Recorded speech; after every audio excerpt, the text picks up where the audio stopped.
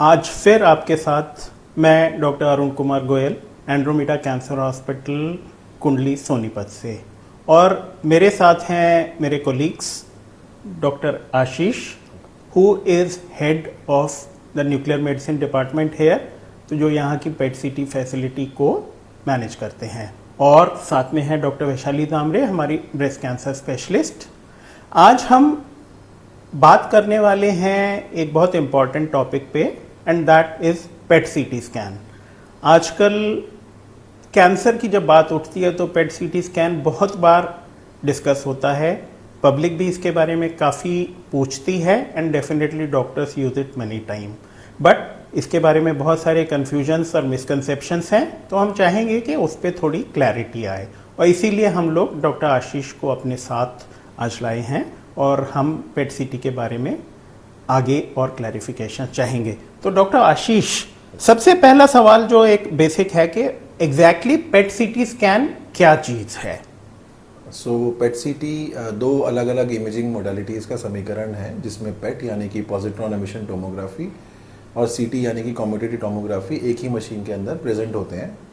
पेट आपके की कोशिकाओं की फंक्शन को असेस करने के लिए काम करता है, और सीटी आपके बॉडी के इंटरनल स्ट्रक्चर को शो करता है। तो इन दोनों इमेजेस के दौरान के ज़रिए हम पता कर सकते हैं कि आपका फंक्शनल एबनॉर्मेलिटी किस हिस्से में है।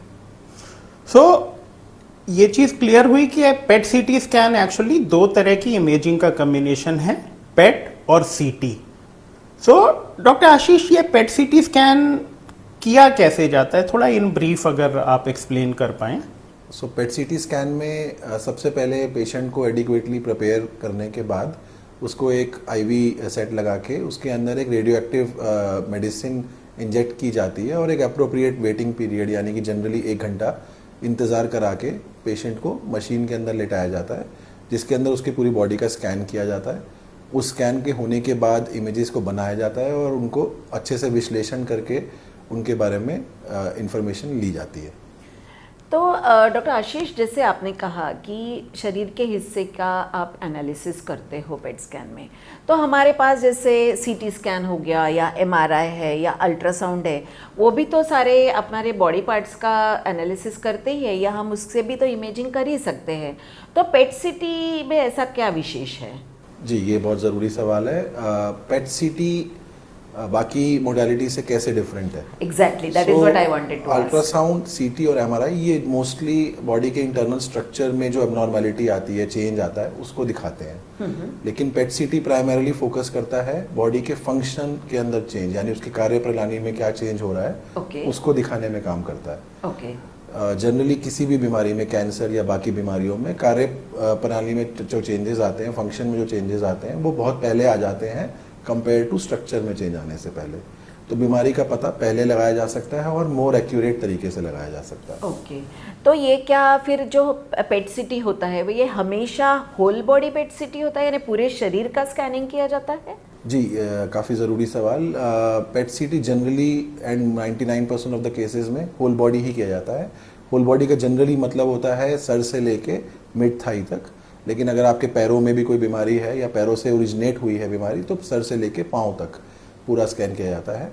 कुछ कंडीशंस में पेट सीटी रीजनल किया जा सकता है, यानी कि एक पर्टिकुलर हिस्से का किया जा सकता है, जैसे कि ब्रेन ट्यूमर के केसेस में डोपा पेट स्कैन किया जाता है या कोलिन पेट स्कैन किया जाता है, वो ब्रेन का ही किया जाता है।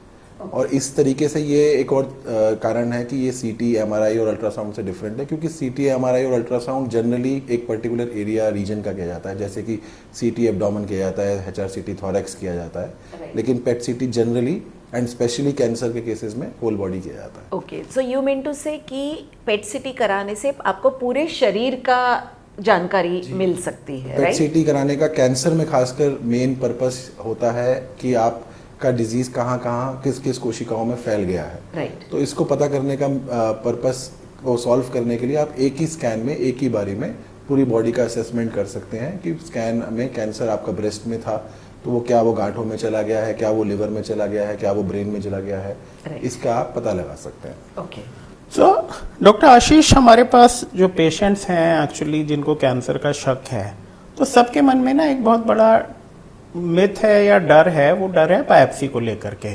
वो चाहते हैं कि बायोप्सी ना कराई जाए, और इसलिए वो बहुत बार हमसे पूछते हैं कि आप पेट स्कैन कर लो और बायोप्सी मत करो। तो मैं ये आपसे जानना चाहता हूँ कि क्या पेट स्कैन बायोप्सी का रिप्लेसमेंट की तरह से हम लोग यूज़ कर सकते हैं क्या? नहीं, बिल्कुल भी नहीं। पेट स्कैन होने के बावजूद भी बायोप्सी कराना अति आवश्यक है। उसके कुछ कारण हैं। एक तो पेट स्कैन हमेशा कैंसर में पॉजिटिव नहीं आता, कुछ कुछ कैंसर्स में पेट स्कैन भी नेगेटिव हो सकता है। दूसरा कि पेट स्कैन पॉजिटिव इन्फेक्शन या उस तरीके की अदर कंडीशंस में भी पॉजिटिव आ सकता है जो कि कैंसर नहीं हो सकती, जैसे कि ट्यूबरकुलोसिस में भी एफडीजी पेट सीटी काफ़ी अच्छे से दिखाई देता है। ठीक है। और तीसरा, बायोप्सी में हमें और जानकारी मिलती है, एडिशनल जानकारी मिलती है कैंसर के कंफर्मेशन के अलावा कि कैंसर एग्रेसिव है नहीं है, उसके अंदर हार्मोन मार्कर्स प्रेजेंट है एब्सेंट है, कुछ स्पेसिफिक जेनेटिकल टेस्ट करके हम उसमें जेनेटिक एबनॉर्मलिटीज़ को भी पता कर सकते हैं। ये सब इन्फॉर्मेशन हमें सिर्फ पेट सीटी से नहीं मिलती है। सो आई थिंक ये बहुत इंपॉर्टेंट मैसेज है कि डेफिनेटली पेट सीटी बायोप्सी का रिप्लेसमेंट नहीं है। उसके साथ मैं फिर से सब लोगों को ये कहना चाहूँगा कि प्लीज़ कभी भी बायोप्सी से ना डरें, क्योंकि बायोप्सी कैंसर के जांच और इलाज के लिए एक बहुत ज़रूरी चीज़ है। तो अब हम आगे चलते हैं। डॉक्टर आशीष, जैसे एक कैंसर के पेशेंट में लास्ट पॉइंट में मैं आपको सॉरी इंटरप्ट करने के लिए, लास्ट उसमें एक इम्पॉर्टेंट पॉइंट मैं ऐड करना चाहूँगा कि ऑल्दो पेट स्कैन बायोप्सी का ऑल्टरनेटिव नहीं है, लेकिन पेट स्कैन बायोप्सी करने के लिए हेल्प कर सकता है। करेक्ट। कि पेट स्कैन से हम बायोप्सी किस हिस्से से करें जिसमें पेशेंट को कम से कम कॉम्प्लिकेशन हो, रिस्क हो और अच्छे से अच्छा मटेरियल एक ही बारी में आ जाए, ताकि बार बार बायोप्सी करने की जरूरत ना पड़े। तो हम बायोप्सी का टारगेट जो है वो पेट के बेसिस पे चूज कर सकते हैं। हाँ जी। तो अगला जो क्वेश्चन ये था कि एक कैंसर पेशेंट में पेट स्कैन किस किस स्टेज पे या किस पार्ट ऑफ ट्रीटमेंट में यूजफुल होता है, वो क्या इंफॉर्मेशन और कैसे उसका इलाज प्लान करने में या कैरी करने में हमें हेल्प करेगा? पेट सीटी का मेजर यूज़ कैंसर के अलग अलग चरणों में होता है। इसका यूज़ कंफर्मेशन और डायग्नोसिस की स्टेज पे, स्टेजिंग के लिए, रीस्टेजिंग यानी ट्रीटमेंट होने के बाद पेशेंट का क्या सिचुएशन है ये पता करने के लिए, और सर्विलेंस, इन सब स्टेजेस में किया जाता है। इसको मैं थोड़ा सा विस्तार में बताना चाहूँगा। जैसे कि आपको कैंसर का कहीं शक है, किसी और स्कैन में कुछ एबनॉर्मलिटी आई है, तो आप पहले एक पेट स्कैन करा के देख सकते हैं। उससे आपको आइडिया हो सकता है कि इसमें कैंसर होने की प्रोबेबिलिटी है या नहीं है, एंड आप उसको बायोप्सी से टारगेट करने के लिए अप्रोप्रिएट लोकेशन पिन पॉइंट कर सकते हैं। सेकेंडली, कैंसर कन्फर्मेशन के बाद क्या वो कैंसर उसी ऑर्गन में सीमित है या वो अलग अलग ऑर्गन में फैल गया है, इसको हम स्टेजिंग कहते हैं। और हर एक कैंसर की अपनी एक TNM करके स्टेजिंग होती है, तो उसको पेट सीटी बहुत ही अच्छे तरीके से दिखा सकता है, क्योंकि ये एक होल बॉडी एक ही बारी में किए जाने वाला स्कैन है। तो उसमें हम पता लगा सकते हैं कि क्या कैंसर वहीं पे सीमित है, क्या वहाँ पे थोड़ा सा फैल चुका है, या क्या शरीर के अलग अलग हिस्सों में फैल चुका है। क्या इससे ट्रीटमेंट पे फ़र्क पड़ेगा? डेफिनेटली, क्योंकि आपका अगर मान लीजिए ब्रेस्ट में ही कैंसर है तो आप ब्रेस्ट रिमूव कर सकते हैं, उसको सर्जिकली एड्रेस कर सकते हैं। लेकिन अगर मान लीजिए वो फैल गया है तो उसको आपको कीमोथेरेपी दे के या अलग थेरेपीज़ दे के उसको कंट्रोल करना पड़ेगा। सेकेंड पॉइंट आता है कि जैसे ट्रीटमेंट कंप्लीट हो गया है आपने, तो क्या पेट सीटी बताएगा कि हमें कि ट्रीटमेंट से फ़र्क पड़ा है या नहीं पड़ा है? डेफिनेटली पेट सीटी से हमें पता चलेगा कि बीमारी का ट्रीटमेंट से क्या असर पड़ा है, यानी कि पेट सीटी के बाद कैंसर कम हुआ है, थेरेपी के बाद क्या कैंसर कम हुआ है या उतने का उतना ही बचा हुआ है, या कहीं और फैल गया है, बढ़ गया है। एंड लास्टली, जब ट्रीटमेंट पूरा कंप्लीट हो जाता है, पेशेंट रिमिशन में चला जाता है, कैंसर फ्री हो जाता है, तो क्या पेट सीटी का और कोई रोल है? तो इसमें हम पेशेंट को क्लिनिकल फॉलोअप एंड चेकअप के साथ साथ सर्वेलेंस के लिए यूज़ कर सकते हैं, यानी कि देखने के लिए कि क्या कैंसर दोबारा बॉडी में आया है या नहीं आया। राइट। मुझे ऐसा लगता है कि जैसे बहुत बार हम पहले पेशेंट्स की कीमोथेरेपी से ट्रीटमेंट की शुरुआत करते हैं, तो कीमोथेरेपी ख़त्म होने के बाद क्या बीमारी कम हुई है या नहीं हुई है, ये हम ट्रीटमेंट शुरू करने के पहले और जो बाद में हम करते हैं उस पेट स्कैन से भी हमें ये पता चल सकता है कि उस पेशेंट की बीमारी ट्रीटमेंट को रिस्पॉन्ड कर रही है या नहीं कर रही है। सो डॉक्टर आशीष, जैसे आपने कहा कि अगर किसी को शक है कि मुझे कैंसर तो नहीं है, या फिर मैं अगर दूसरी भाषा में पूछना चाहूँ कि क्या हम पेट सीटी स्कैन एक कैंसर के स्क्रीनिंग के लिए भी यूज़ कर सकते हैं क्या? नहीं, पेट सीटी स्कैन कैंसर के स्क्रीनिंग के लिए नहीं इस्तेमाल किया जाता। इसके लिए आपके कुछ लक्षण होने चाहिए जिससे आप क्लिनिशियन, आप डॉक्टर को दिखाएंगे तो क्लिनिशियन को डाउट होगा कि ये कैंसर हो सकता है। कुछ इनिशियल इन्वेस्टिगेशंस जिसमें बायोप्सी भी हो सकती है एंड इमेजिंग इन्वेस्टिगेशंस भी हो सकती हैं, जिसमें वो शक की पूर्ति हो कि वो कैंसर है या कैंसर जैसा लग रहा है, उसके बाद ही पेट सीटी कराना चाहिए। ओके, सो ये एक इम्पॉर्टेंट मैसेज है कि किसी को भी अगर ये पता करना है कि मुझे शरीर में कैंसर तो नहीं है या मेरे परिवार में कभी कैंसर्स के मरीज रहे हैं, तो मैं एक ही स्कैन से सारा पता कर लूँ तो मैं पेट सीटी ही करा लूँ, तो इसका जवाब ऐसा नहीं है कि आपको पेट स्कैन से एक कैंसर की स्क्रीनिंग मोडालिटी की तरह आप उसको यूज़ करें, ये नहीं है। सो डॉक्टर आशीष, जैसे आपने कहा कि शुरुआत में कि एक एफडीजी पेट हम कहते हैं कि कोई एक पर्टिकुलर दवाई दी जाती है, एक इंजेक्शन लगाया जाता है, तो क्या सारे कैंसर्स का जांच करने के लिए एक ही प्रकार के इंजेक्शन या एक ही प्रकार का ट्रेसर यूज़ करते हैं या कोई अलग अलग पेट स्कैन के भी प्रकार होते हैं? ये बहुत ही महत्वपूर्ण सवाल है। नहीं, एफडीजी एक ट्रेसर यानी रेडियो एक्टिव मॉलिक्यूल है जो हम यूज़ करते हैं पेट स्कैन के लिए। ये मोस्ट कॉमनली, काफ़ी सामान्य रूप में मोस्ट ऑफ द कैंसर्स में यूज़ किया जाता है। एफडीजी का मतलब होता है फ्लोरोडीऑक्सीग्लूकोज, यानी कि ये एक रेडियो एक्टिव शुगर है। तो कैंसर की कोशिकाएं शुगर को ज़्यादा अवशोषित करती हैं, यानी एक्यूमुलेट करती हैं कंपेयर टू नॉर्मल कोशिकाओं से। तो इसीलिए जब हम पेशेंट को एफडीजी इंजेक्ट करते हैं तो वो कैंसर की कोशिकाओं में ज़्यादा जाता है और इसीलिए हम उसको पेट सीटी करके पता कर सकते हैं। लेकिन कुछ कैंसर्स ऐसे हैं जैसे कि प्रोस्टेट कैंसर, जिसमें ग्लूकोज एक्टिविटी ज़्यादा नहीं होती है, उसमें आपको एफडीजी बहुत ज़्यादा मदद नहीं करता है। तो उसके लिए स्पेशल ट्रेसर्स जैसे कि PSMA, prostate specific membrane antigen use किया जाता है, जो कि प्रोस्टेट कैंसर के सेल्स पे ही जाके अटैच होता है और फिर हम उनको देख सकते हैं कि वो कहाँ कहाँ फैला है।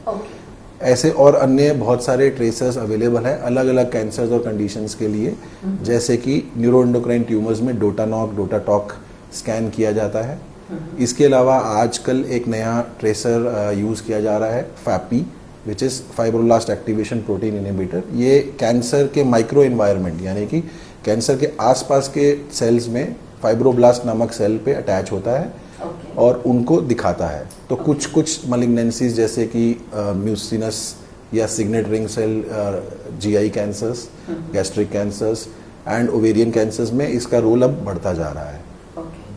So doctor Ashish, I think end में एक बेसिक सवाल मैं और पूछना चाहूँगा कि पेट सीटी के बारे में इतनी सारी अच्छी बातें सुनी, ओवरऑल इस टेस्ट में कोई लिमिटेशंस हैं? जी बिल्कुल, जैसे कि हर तकनीक में कुछ अच्छी बातें होती हैं तो कुछ लिमिटेशंस या कमियां हमेशा होती हैं। तो उसी तरीके से पेट सीटी की भी कुछ लिमिटेशंस हैं, जैसे कि बहुत छोटा या अर्ली ट्यूमर एक साइज के पहले डिटेक्ट नहीं किया जा सकता। सेकेंडली कुछ आपका जो डायग्नोसिस है वो ट्रेसर डिपेंडेंट है, यानी कि अगर आपका डिजीज़ एफडीजी नेगेटिव है, एफडीजी नहीं ले रहा है, तो ऐसा ज़रूरी नहीं है कि आपकी बॉडी में डिजीज़ नहीं है। एडिशनली इन्फेक्शंस, इन्फ्लेमेशन के एरियाज़ में काफ़ी एफडीजी का एक्यूमुलेशन देखा जाता है, जैसे कि ट्यूबरकुलोसिस या जॉइंट इन्फेक्शंस या अदर कंडीशंस में, तो वो कैंसर की तरह लग सकता है। तो उसको क्लैरिफाई करने के लिए फर्दर इमेजिंग या कभी कभार बायोप्सी करके उसको प्रूव करना अनिवार्य हो जाता है। तो ये कुछ कॉमन इंडिकेशंस हैं। कुछ लोग पूछते हैं कि क्या कोई ऐसी कंडीशन है जिसमें पेट सीटी नहीं करा सकते, तो एब्सोल्यूट कॉन्ट्रा इंडिकेशन यानी बिल्कुल मनाही तो किसी चीज़ में नहीं है। लेकिन अगर आप गर्भवती हैं तो उसमें हम, क्योंकि रेडिएशन इन्वॉल्व है, रेडियो एक्टिव सब्सटेंस इंजेक्ट किया जाएगा जो कि बच्चे के लिए हानिकारक हो सकता है, तो हम उसमें या तो अवॉइड करेंगे, किसी और इमेजिंग इन्वेस्टिगेशन के थ्रू उसका पता करने का कोशिश करेंगे, या अगर नहीं पॉसिबल है पेट सीटी करवाना है तो हम कोशिश करते हैं कि 3rd ट्राइमेस्टर में प्रेग्नेंट फीमेल्स में पेट सीटी लोएस्ट पॉसिबल डोज के साथ किया जाए।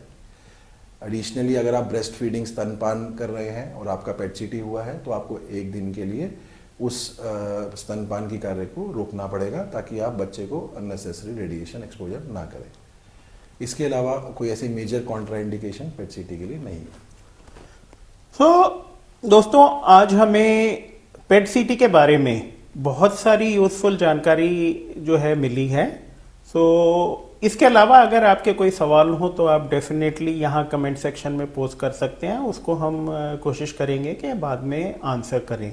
तो इम्पॉर्टेंट मैसेज मैं एक और देना चाहूँगा, क्योंकि अभी रिसेंटली काफ़ी डिस्कशन हुआ था about CT scan and cancer.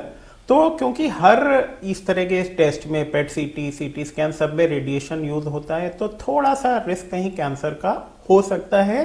तो इसलिए पेट सीटी या सीटी स्कैन तब कराएं जब उससे आपके ट्रीटमेंट डिसीजन पे कोई फर्क पड़ने वाला है। सो डेफिनेटली गो फॉर पेट सीटी on your doctors advice and अपने आप से ना करें। दूसरी चीज ये है कि अगर पेट सीटी एक कैंसर के पेशेंट में मल्टीपल टाइम्स पे जरूरत है तो उसको एक ही सेंटर में कराना आपके लिए एडवांटेजियस हो सकता है, क्योंकि सेम मशीन पे उनको कंपेयर करना बेटर रहेगा। सो इसके साथ ही हम लोग आज आपसे विदा लेना चाहेंगे। I would like to thank doctor Ashish and doctor Vaishali for being here, and I would say please share this video and subscribe to our channel. आपको रेगुलरली यहाँ पे कैंसर अवेयरनेस से रिलेटेड बहुत सारी यूजफुल इंफॉर्मेशन मिलती रहेगी। Thank you. Thank you.